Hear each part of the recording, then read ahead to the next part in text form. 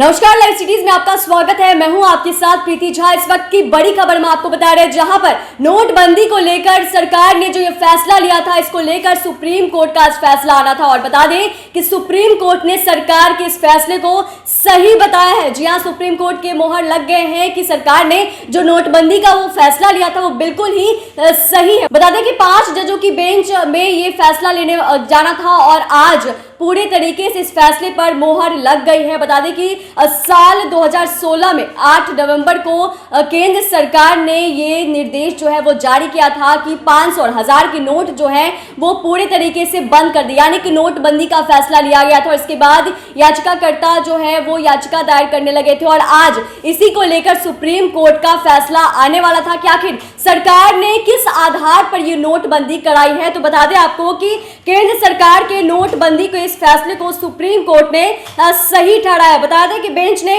यह भी कहा कि आर्थिक फैसले को पलटा नहीं जा सकता है। प्रधानमंत्री नरेंद्र मोदी ने 2016 में 1000 और 500 रुपए के नोट बंद करने का ऐलान किया था। सरकार के इस फैसले के खिलाफ करीब 58 यानी कि 58 कई याचिकाएं दाखिल की गई थी और सुनवाई के दौरान कोर्ट ने सरकार से पूछा था कि आखिर किस आधार पर या किस कानून के तहत 1000 और 500 रुपए के नोट जो है वो बंद किए गए थे। कोर्ट ने इस मामले में सरकार और आरबीआई से जवाब तलब किया था और केंद्र सरकार ने पिछले साल 9 नवंबर को दाखिल हल्फनामे में कहा था कि 500 और 1000 के नोटों की तादाद बहुत ज्यादा बढ़ गई है और इसीलिए फरवरी से लेकर नवंबर तक आरबीआई से विचार विमर्श करने के बाद 8 नवंबर 2016 को ये जो नोटबंदी है वो किया गया था और इस पर अब फैसला आ गया है। सुप्रीम कोर्ट ने सरकार के इस फैसले पर मोहर लगा दी है और बताया है कि सरकार ने जो ये फैसला लिया था नोटबंदी का वो सही है। बता दें कि मामले की सुनवाई कर रही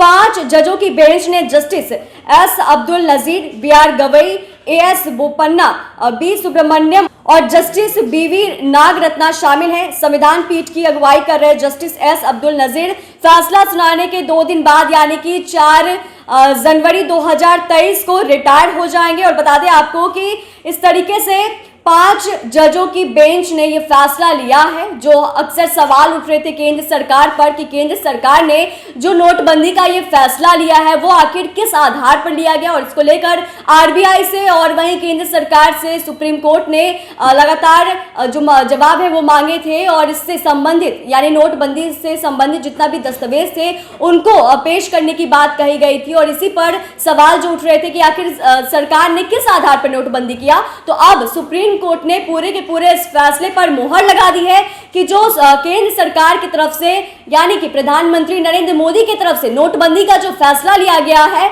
वो बिल्कुल भी सही है। बता दें कि सुप्रीम कोर्ट ने सरकार ने नोटबंदी के फैसले को बचाव करते हुए कहा था कि जाली करेंसी, टेरर फंडिंग, काले धन और कर चोरी जैसी समस्याओं से निपटने की प्लानिंग का हिस्सा और असरदार तरीका था। यह इकोनॉमिक पॉलिसीज में बदलाव से जुड़ी सीरीज का सबसे बड़ा कदम था और साथ ही साथ नोटबंदी का फैसला रिजर्व बैंक के केंद्रीय निदेशक मंडल की सिफारिश पर ही लिया गया था। और इस तरीके से नोटबंदी पर सुप्रीम कोर्ट का एक बड़ा फैसला आ गया है और सुप्रीम कोर्ट ने इस नोटबंदी को सही बता दिया है। तो फिलहाल इस वीडियो में आज बस इतना ही। बाकी के खबरों के लिए देखते रहिए लाइव सिटीज। धन्यवाद।